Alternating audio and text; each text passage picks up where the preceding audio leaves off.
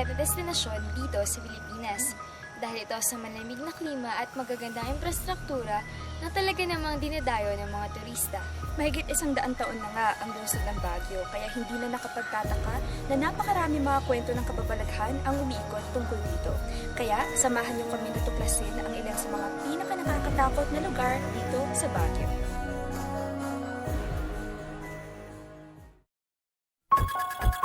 Una naming pinuntahan ang Camp John Hay.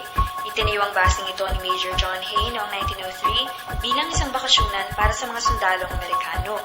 Ilan sa mga atraksyon dito ay ang Historical Core, Commissary at Butterfly Sanctuary. Bukas sa mga atraksyong ito para sa mga nais bumisita buong maghapon. Ngunit, pagsapit ng gabi, tila ibang mga bisita naman ang maaari mong makasalamuha. May mga naramdaman na po ba kayo kakaiba sa tagal ng stay niyo dito sa John Hay? Meron naman kasi nung sa tour of duty namin din, we were assigned also as a security no, sa camp. And in fact, when it's drizzling, sometimes we notice that there are also, sa playground, sa Scout Hill ng playground, gaya ng mga, yung course nga, yung mga playground natin sa children, nag-move yan when it's drizzling, especially during midnight, ganyan. Ang Camp John Hay ay isa sa mga pinakasikat na establishmento dito sa lungsod ng Baguio. Ngunit sinasabing halos bawat building dito ay may nakatirang multo o espiritu.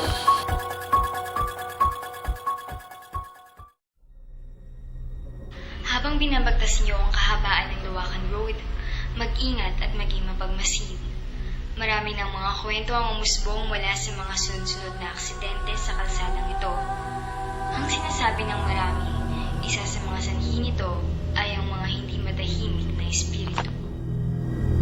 Ayon sa mga sabi-sabi, may isang babae nagpapahatid hanggang dito sa bahaging ito ng Luwakan Road.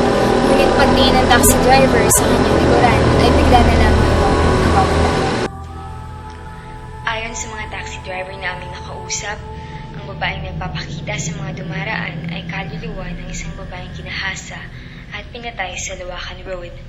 Mayroon pang haka-haka na ang kanyang katawan ay kinaladkad mula Philippine Military Academy hanggang sa dulo ng kalsada kung saan ibinitin ang kanyang katawan sa puno na nasa gitna ng daan.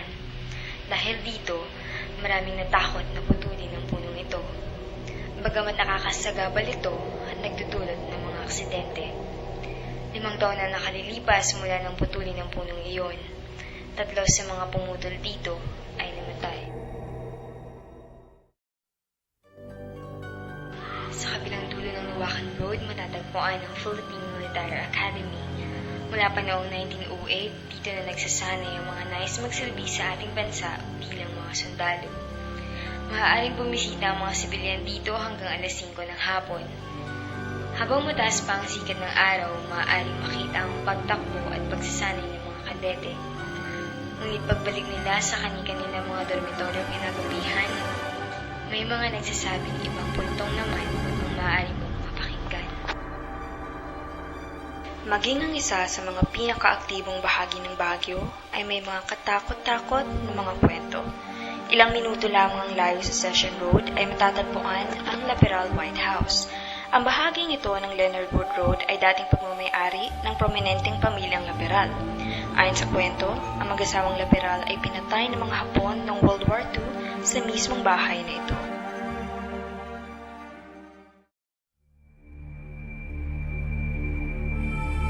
Matapos mamasyal sa mga popular na bahagi ng Baguio, maaari namang bisitahin ang ayon sa ilan ay isa sa mga pinaka-nakakatakot na lugar sa mundo, ang Diplomat Hotel. Itinayo ito noong 1903 ng mga Dominikano upang maging bahay bakasyonan. Mula noon, ang building na ito ay ginawang eskwelahan, ospital at hotel. Ito ay ginawa din na refuge ng mga taga-Baguio noong World War II. Sa kasamaang palad, binomba ito ng mga Hapon at marami sa mga humanap ng kaligtasan sa building na ito ay namatay.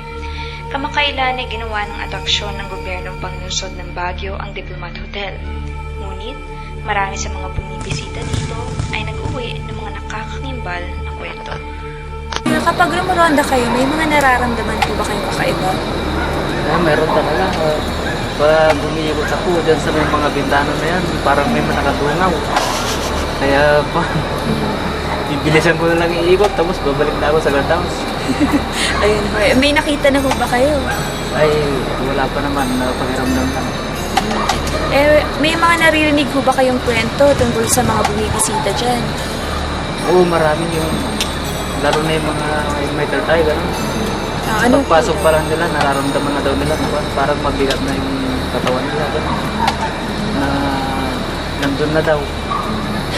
Kaya kung minsan din natatakot na rin ako kung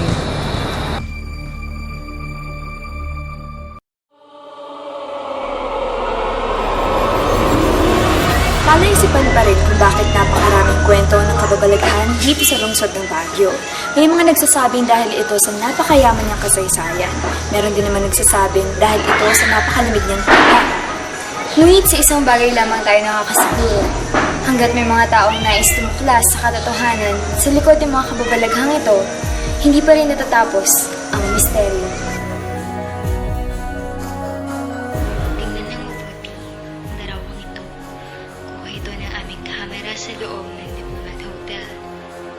Sa kaliwang bintana ay tila may nakalutang na puting imahe. Noong mga panahong kinukuha ang litratong iyan, walang kahit anumang nakasabit sa gilid ng bintana.